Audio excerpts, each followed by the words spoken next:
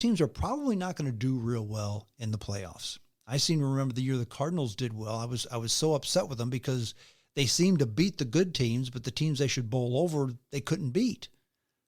But then they had to play good teams in the playoffs, and they did well against them. Sure, sure. But the whole thing with sabermetrics and the way statistics are kept, there's a lot of ball players that when I was growing up, when I was young, they don't have those types of ball players anymore. And I mean the ball players like Matty Alou. If you remember, do you remember reading about him at least? I know you're in your early 30s, so you wouldn't have seen him play. No. But Matty Alou, he played for the Pirates. He played a couple of years for the Cardinals. He played for several other teams, but he was a pretty good outfielder. Hit 1 or 2 home runs a year. He'd steal 20 bases for you, and he'd hit about 300 every year. Every year he hit 300, but not a lot of RBIs, not a lot of home runs. That player probably wouldn't make it to the major leagues today. Because, yeah. I mean, if your best known, it sounds like his best known statistic would be his ability to steal bases. And stealing bases just isn't as common as it used to be, that's for sure. And that's a Moneyball thing. That's a sabermetrics thing because they've statistically figured out that the percentage of safe to out stolen bases is not advantageous. Exactly. Yeah. So the cost of getting into scoring position isn't worth the risk of trying to steal second and, getting thrown out, half the time or whatever. Not everybody is Willie Mays Hayes. They can't just steal every second base that they get. So sure. And with the statistics being what they are too, one of the things that sabermetrics teaches is make the starting pitcher throw a lot of pitches. And the starting pitchers are taught nibble at the corners. So you have all these high counts. And I haven't researched this and I can't prove it, but a lot of people say, well, pitchers just, they're kind of not, they're not tough like they used to be. Nobody pitches complete games anymore, which is true. But I wonder how many complete games, I wonder how many pitches Bob Gibson threw when he threw a complete game, because it was not uncommon for Bob Gibson in a game where Bob Gibson pitched and he won 1-0, 2-1, 2-0. That game would be less than 2 hours long. Okay. Oh my gosh. Oh yeah. It was not uncommon for Bob Gibson to throw a game less than 2 hours long. And it was like an hour, 57 minutes, something like that. That was not uncommon. So there were not a whole lot of 3-2 counts. There were probably a lot of 6-7 pitch innings going on there. Just throw strikes and see if the guy can hit it. Exactly. And nobody does that anymore. No, not at all. No, they don't. But that's another way that the game has changed, is that I'm not going to say the strategies have changed, but there's more strategy involved. Jack Clark, or not Jack Clark. Why did I say Jack Clark? Who's the Jim Edmonds, who does the Fox Sports Midwest? I guess they call it Bally Sports Midwest games, Cardinal games here in St. Louis with Dan McLaughlin.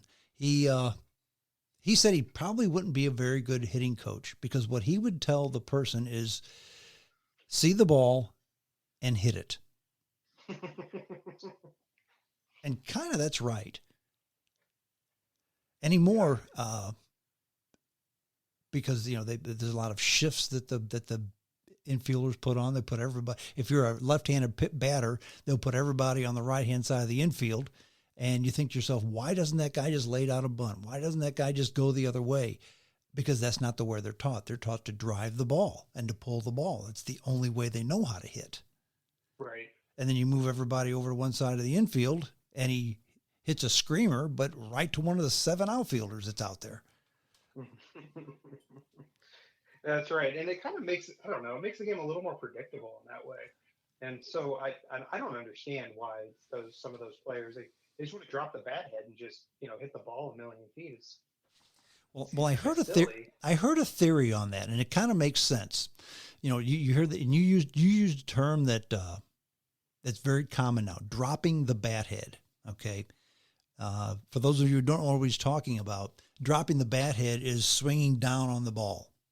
And I've heard that the reason they do that is because you can get more bat speed that way because of gravity. If you're swinging down, you can get more bat speed than if you're swinging across. And so you have the uppercut swing. Make sense? Right. And then in that case, you become a power hitter, but you also become a fly ball hitter, and you're not going to get on base doing that.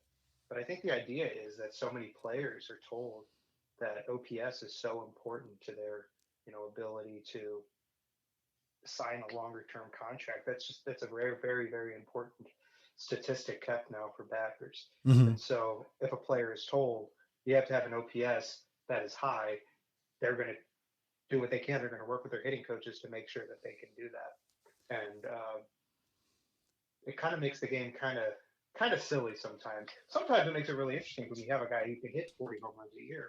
I think that's great, but it's not everybody can do that. So, yeah, it was. And right now, what I'm doing, I'm looking up Matty Alou's OPS. Matty Alou's OPS was 726, that's about average, right? I would say so. Okay. But his lifetime batting average, 307. That's good. Yeah.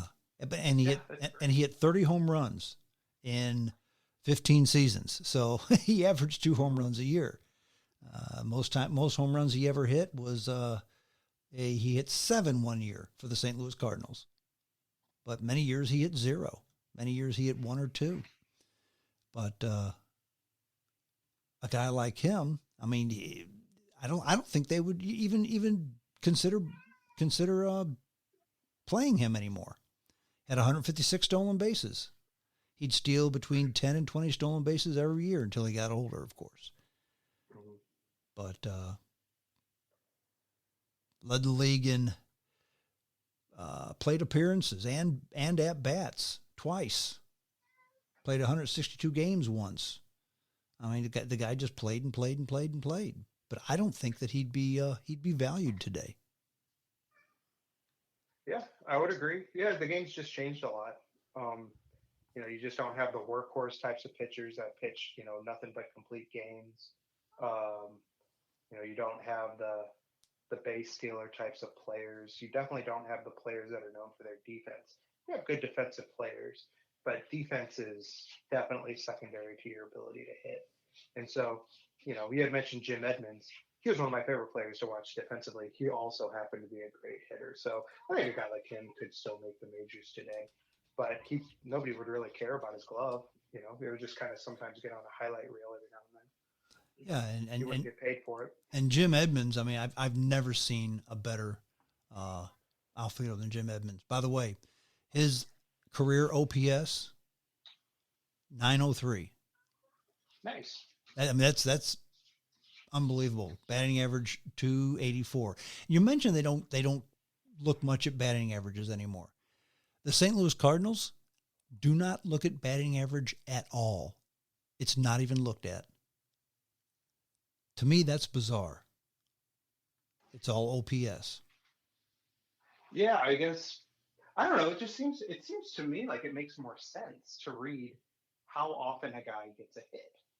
But I guess the idea is, a home run counts as much as a single when it comes to batting average. That's For true. OPS, on base plus slugging, that takes into account your ability to slug or get extra bases or to walk just to get onto base. Right. And so in a way, it's sort of, the same. It's the same idea, but it's not as intuitive to me. Yeah, the guy's, the number of hits a guy has every 100 at bats. It just seems like such an easy statistic to get. But something I think is wonderful about baseball, I'm supposing, James, that you're looking at the baseball reference. I am. Right? I am. Something that's wonderful about baseball is they can look up Jim Edmonds' OPS, or was it Matty Alou? Is that his name? Yeah, Matty Alou. Yeah, OPS. Like, those weren't statistics anybody kept, but it's sort of derivative. And so everybody's kept score. There's an official scorekeeper now, or for every game. Even back in, the dead ball era. And so you can look up what Nap Lajoie's OPS was if you wanted to. Sure.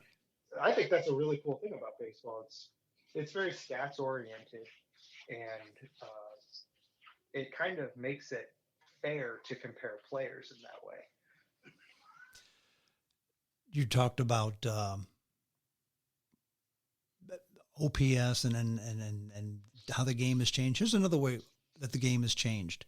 Jim Edmonds, throughout his career, earned $86 million. Matty Alou, in over 15 years, less than $1 million. Wow. He only earned $100,000 one time in his career. In 1972, he earned $100,000. That's it. That's the most he ever earned. Now, in 1972, $100,000 a year was good money, but not the money that they get nowadays. Right. And I don't want to be sounding like that stereotypical old man who says, yeah, things aren't like the way they used to be. Those statistics are very good. OPS, I think, is a good statistic. I don't think it replaces batting average, but it's a good statistic. Another statistic I like is WAR. I do like that statistic, WAR, wins against replacement. Explain that one to me. I can never remember that one. Okay, wins against replacement, that is how valuable this guy is, how many more games the team would have won with this guy in the lineup than if you just brought up a AAA player. In other words, how many games are you plus or minus for your team with this guy on your team? Kind of like the plus or minus that they have in hockey. It's not unlike that. You're a plus player or a minus player. Okay. Matty Alou's wins against replacements, 23. In other words, over his 15-year career, the teams won 23 more games with him on the team than if they had a AAA replacement. Just over his career, or over 162 games? Career. Jim Edmonds wins against replacement. Let me get that real quick here. 60.4. So, but if you think about that, that's a lot because he played 17 years. And so what is that? Three games a year. And if you just had a regular old guy, and if a ball team just fielded a bunch of minor leaguers, you'd still win 60 or 70 games a year. All right. Even the worst teams would win 60 or 70 games a year. So if you win 70 games a year with bad players, and 90 wins a year is going to go ahead and get you to the playoffs, that's just 20 games a year difference. That's it. 20 more wins. Sure. And you only have 25 guys on a team. That's right. So if everybody on your team has a +1 WAR, you're probably going to the playoffs. That's a good statistic. Sure. But it doesn't beat batting average, home runs, RBIs. And to me, RBIs is the most important. How many runs do you drive in? Yeah, sometimes, though, that one doesn't. Because what if you get a great hit? You get a double, but nobody's on base. You don't get any RBIs, but you don't have anything to show for it. You know? I mean, I get it. I mean, your ability to score runs is important. There's a term that used to be used that's not used at all anymore. Clutch hitting. They used to say certain hitters were just clutch hitters, and you just never hear that term anymore. And it's such an obvious thing. Obviously, there are clutch hitters. I mean, I know me. I'm a nervous person. I feel pressure, and so if I were a batter, in a particular situation where the game was on the line, the pitch comes, I'd screw it up. Mm-hmm. Yeah. But you have some guys that just have ice water running through their veins, and their ability to get hits in particular situations. I mean, I hate to say it, but a guy like David Ortiz, he classically was a great clutch hitter. He absolutely was. And so he just kind of stepped up every time he was asked to in the playoffs or the World Series. And that's something you can't really teach that. You can't teach a kid when you teach them how to play baseball how to be a clutch hitter. And so it's a difficult stat to keep, I guess. But unless you count RBIs, I guess. But Well, and RBIs is important to me.